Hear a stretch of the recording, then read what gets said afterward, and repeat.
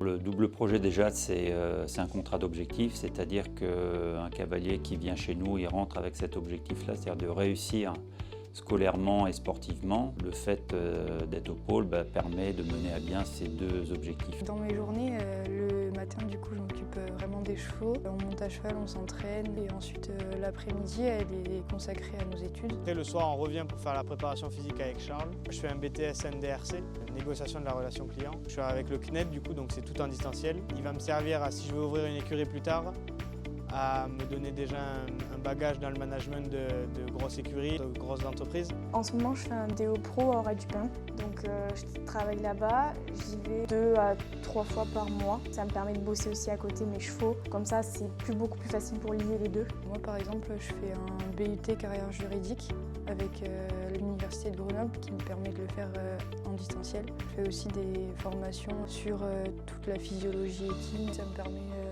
d'avoir des diplômes sur ça pour monter ma structure parce qu'il faut penser aussi après le pôle. Ça nous aide beaucoup dans le sens où on n'est pas obligé d'arrêter nos études quand on arrive ici. On peut continuer.